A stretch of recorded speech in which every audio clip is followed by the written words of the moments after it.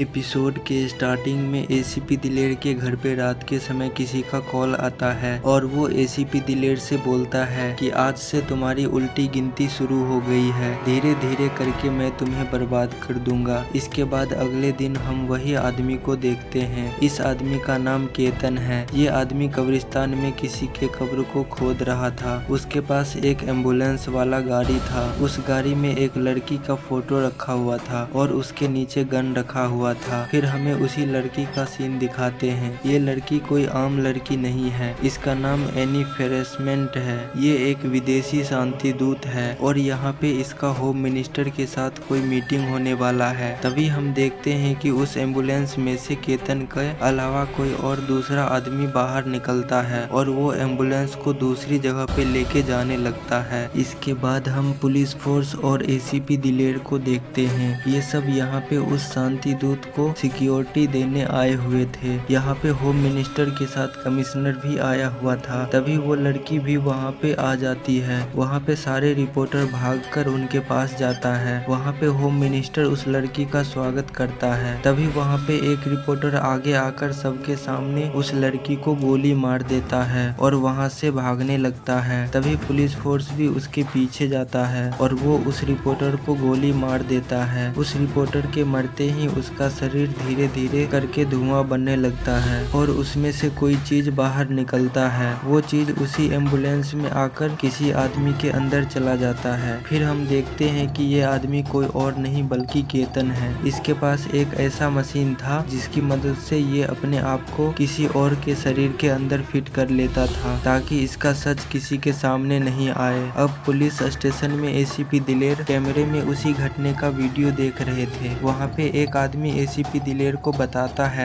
कि ये 100% कबीर ही था, दुनिया टुडे का रिपोर्टर, लेकिन ये तो 2 दिन पहले मर चुका था। तभी वहाँ पे पृथ्वी और विराट कबीर का डेथ सर्टिफिकेट और पोस्टमार्टम रिपोर्ट लेकर आता है। वहाँ पे एसीपी दिलेर यही सोच रहे थे कि जो आदमी 2 दिन पहले मर चुका है वो किसी को कैसे मार सकता है। इसके बाद पुलिस फोर्स उस स्थान पर जाता है जहाँ पे कबीर को दफनाया गया था। वहाँ पे उसके कब्र के अंदर से विराट को एक फोटो का टुकड़ा मिलता है। विराट उसे एसीपी दिलेर के पास लेकर जाता है और एसीपी दिलेर उस फोटो को फॉरेंसिक लैब भेज देते हैं। वहाँ पे एसीपी दिलेर के पास कमिश्नर का कॉल आता है और वो एसीपी दिलेर को इस मर्डर के बारे में जल्दी पता लगाने के लिए बोलते हैं। आगे की सीन में होम मिनिस्टर अपने घर पे बैठकर इस मर्डर के बारे में अपने टीम के साथ बातें कर रहा था। तभी वहाँ पे होम मिनिस्टर की पत्नी आ जाती है और वो वहाँ पे उनको एक कैसेट देती है और बोलती है कि एक साधु बाबा उसे बाहर छोड़ गया था। तब वो लोग उस कैसेट का वीडियो चलाकर देखते हैं। उसमें केतन होम मिनिस्टर को 6 घंटे के अंदर जान से मार देने की धमकी देता है। इसके बाद आगे की सीन में केतन फिर से किसी के कब्र को खोद रहा था। वो उसमें से लाश को बाहर निकालकर एम्बुलेंस के अंदर लेकर जाता है। दूसरी तरफ एसीपी दिलेर रात में तैयार होकर ड्यूटी पे जा रहा था। तभी उसकी पत्नी आकर उससे बातें करने लगती है। तब एसीपी दिलेर अपनी पत्नी से बोलता है कि होम मिनिस्टर को किसी ने जान से मारने की धमकी दी है, उसी की सिक्योरिटी देने जा रहा हूँ। ये सुनकर उसकी पत्नी थोड़ा परेशान हो जाती है। इसके बाद एसीपी दिलेर अपनी पत्नी को समझाकर वहाँ से चला जाता है। दूसरी तरफ केतन उस लाश को मशीन के साथ सेट करके वो खुद भी उसके बगल में लेट जाता है और मशीन को ऑन कर देता है। धीरे धीरे उसके अंदर से आत्मा निकलकर उस लाश के अंदर चला जाता है। इसके बाद वो लाश अपनी आंखें खोल लेता है और होम मिनिस्टर का फोटो देखकर बोलता है कि मिनिस्टर तू तो गया। दूसरी तरफ मिनिस्टर कमिश्नर को फोन करके उसे वहां आने के लिए बोल रहा था क्योंकि वो केतन की धमकी से बहुत डर गया था और उसे एसीपी दिलेर की सिक्योरिटी पे भरोसा नहीं था। कमिश्नर होम मिनिस्टर को किसी तरह से भरोसा दिलाता है कि एसीपी दिलेर के रहते उन्हें कुछ नहीं होगा। तब होम मिनिस्टर एसीपी दिलेर से बोलता है कि तुम अपनी पूरी दिलेरी दिखा दो लेकिन मेरी जान बचा लो। तभी एसीपी दिलेर को उसकी पत्नी का कॉल आ जाता है और वो साइड में जाकर उससे बातें करने लगता है। वहाँ पे घर के बाहर वरुण भी सिक्योरिटी देने आया हुआ था। तभी पृथ्वी वरुण के साथ पीछे की गेट पे सीसीटीवी कैमरा लगा है कि नहीं वही देखने जाता है। तभी वो आदमी पुलिस के कपड़े पहनकर वहाँ पे आ जाता है। दरअसल ये आदमी पुलिस में ही था और 2 दिन पहले मर चुका था, इसलिए केतन इसकी लाश का इस्तेमाल किया था ताकि किसी को इसके ऊपर शक न हो। वहाँ पे पुलिस पुलिस वाले को लगता है कि इसको एसीपी दिलेर ने बुलाया होगा, इसलिए वो लोग उसे अंदर जाने देता है। वो पुलिस वाला अंदर आता है और आने के साथ ही होम मिनिस्टर को गोली मार देता है। तभी एसीपी दिलेर भी उस आदमी को गोली मार देता है और वो आदमी मर जाता है, लेकिन इसका शरीर भी कबीर की तरह धुआं बनकर गायब हो जाता है। इसके बाद आगे की सीन में मीडिया वाले एसीपी दिलेर से पूछ रहे थे कि जब फॉरेन डेलीगेट और होम मिनिस्टर तक सुरक्षित नहीं है तो आम जनता कहां से सुरक्षित है, बताइए आप इस्तीफा दे रहे हैं या नहीं। आगे की सीन में एसीपी दिलेर की टीम उसे बता रहा था कि उस आदमी का भी मौत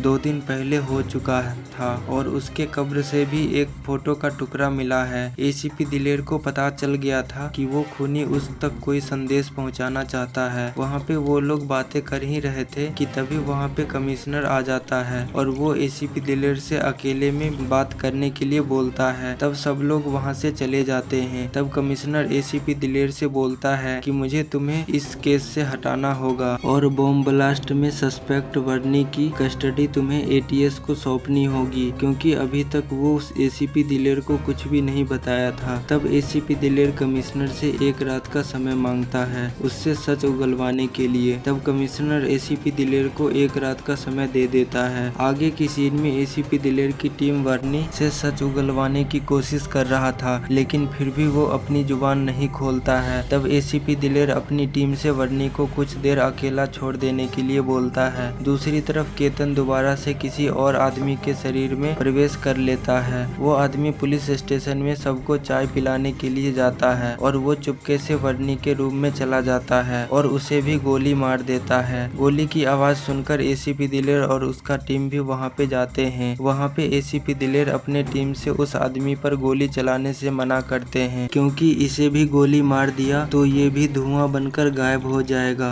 इसलिए एसीपी दिलेर इसे जिंदा पकड़ना चाहते थे, लेकिन वो आदमी ऐसा बिल्कुल भी नहीं होने देता है और वो अपने आप को गोली मार लेता है और वो भी धुआं बनकर गायब हो जाता है। तब एसीपी दिलेर ये समझ जाते हैं कि खूनी का टारगेट वही है, क्योंकि वो सारे घटने वहीं पर हो रहे थे जहाँ पे एसीपी दिलेर मौजूद थे। तब वहाँ पे पृथ्वी आकर बताता है कि उस आदमी का भी मौत 2 दिन पहले हो चुकी है और गवर्नमेंट हॉस्पिटल में से उसकी लाश गायब है और वहाँ फोटो का वैसा ही एक टुकड़ा मिला है। वो सारे फोटो के टुकड़े एक ही फोटो के थे और उसे 20 साल पहले डेवलप किए गए थे। वहाँ पे एसीपी दिलेर के पास कमिश्नर का कॉल आता है और वो एसीपी दिलेर से बोलता है कि तुम्हारी सस्पेंशन की फाइल मेरे सामने पड़ी हुई है, अब घर पर तुम कुछ दिन आराम करो। ये सुनकर एसीपी दिलेर अपना रिवॉल्वर और कैफ नीचे टेबल पर रख देते हैं। आगे की सीन में केतन अखबार में एसीपी दिलेर के सस्पेंड होने की खबर पढ़ता है और वो बहुत खुश हो जाता है। केतन अपनी दीवार पर अंजलि का फोटो लगाया हुआ था। वो उससे बोलता है कि अब भी गर्व है तुम्हें अपने एसीपी पर, मुझे कितने साल लगे हैं यहाँ तक पहुँचने में। यहाँ पे इसकी बातों से लग रहा था कि ये भी अंजलि से प्यार करता है और उसे किसी भी तरह से पाना चाहता है। इसके बाद केतन सीधा अंजलि के पास फोन कर देता है और उसके साथ उल्टी सीधी बातें करने लगता है। ये सुनकर अंजलि फोन काट देती है। तब केतन उसे दोबारा फोन करता है और वो ये बता देता है कि उसने ही ये सारे खून किए हैं और अब मैं एसीपी दिलेर को भी जान से मार दूंगा और उसके बाद तुम हमेशा के लिए मेरी हो जाओगी। इतना बोलकर केतन फोन काट देता है। तब आगे की सीन में एसीपी दिलेर अंजलि से पूछ रहे थे कि तुम्हें पता चला था कि ये किसकी आवाज थी। तब अंजलि बताती है कि बहुत भारी आवाज थी, लेकिन बोलने का अंदाज पहचाना हुआ लग रहा था। तभी वहाँ पे एसीपी दिलेर की नजर सामने एक फोटो पर जाता है। उस फोटो को देखकर एसीपी दिलेर को पता चल जाता है कि जितने भी उसे फोटो के टुकड़े मिले हैं वो इसी फोटो के थे। तब हमें वही सीन दिखाने लगते हैं जिस समय वो फोटो खींचा गया था। उस समय एसीपी दिलेर और अंजलि की शादी नहीं हुई थी। दिलेर अंजलि को कैमरा देखकर उसकी बैटरी लेने चला जाता है और अंजलि बैठकर कैमरे में फोटो देखने लगती है। तभी उसके पास केतन आकर अपने बारे में बताने लगता है कि मैं तुमसे बहुत प्यार करता हूँ और मैं तुम्हें हमेशा खुश रखूंगा। इसकी वजह से उन दोनों में बहस होने लगता है। तभी केतन अंजलि का हाथ पकड़ लेता है। तब दिलेर आके उसे हटाता है और उससे बोलता है कि अगर तुम मेरे दोस्त नहीं होते तो आज तुम बचते नहीं। इसके बाद हम देखते हैं कि एसीपी दिलेर और अंजलि को पता चल गया था कि ये कोई और नहीं बल्कि केतन है। अब आगे की सीन में वरुण पुलिस वाले से बचकर भाग रहा था कि पीछे से पुलिस वाले उसका एनकाउंटर कर देता है। ये चीज केतन न्यूज पर देख लेता है और वो हॉस्पिटल के जीडीए का कपड़ा पहनकर वरुण की लाश को चोरी करने जाता है। तभी वरुण उसका गर्दन पकड़ लेता है, लेकिन केतन किसी तरह से वरुण का हाथ छुड़ा लेता है और उसका लॉकर बंद कर देता है। तभी विराट भी वहाँ पे आ जाता है, लेकिन केतन उसे मारकर दरवाजा बाहर से बंद कर देता है और वहाँ से भाग जाता है। इसके बाद केतन अंजलि को फोन करता है और उसे डरा धमकाकर अकेले एक मॉल में मिलने के लिए बुलाता है। तब अगले दिन अंजलि मॉल में केतन से मिलने जाती है। वहाँ पे विराट भी अंजलि पर नजर रखा हुआ था। तभी अंजलि के पास केतन किसी और रूप में आ जाता है और वो आकर अंजलि से बातें करने लगता है। दूसरी तरफ एसीपी दिलेर और वरुण केतन के एम्बुलेंस को ढूंढने में लगा हुआ था और इधर केतन अंजलि के गर्दन पे चाकू रख देता है कि तभी विराट उस आदमी को शूट करके उसे मार देता है। तब उसका भी शरीर धुआं बनकर गायब हो जाता है और उसकी आत्मा निकलकर केतन के शरीर में आ जाता है। लेकिन तब तक एसीपी दिलेर भी केतन के पास पहुंच जाता है। तब उन दोनों में थोड़ी बहसबाजी होती है और फिर दोनों में फाइट शुरू हो जाता है। ये फाइट दोनों में ऐसे ही थोड़ी देर तक चलते रहता है और थोड़ी देर के बाद उस फाइट में केतन मारा जाता है। तब तक अंजलि भी विराट के साथ वहाँ पे आ जाती है और वो दोनों साथ में वहाँ से चले जाते हैं और ये एपिसोड यहीं पे एंड हो जाती है। ये एपिसोड कैसा लगा दोस्तों, ये हमें कमेंट में जरूर बताएं और आगे का वीडियो देखने के लिए आप लोग हमारे चैनल को सब्सक्राइब कर लीजिए। वीडियो पसंद आई हो तो वीडियो को लाइक भी कर दीजिएगा। मिलते हैं अगले वीडियो में। Thanks for watching.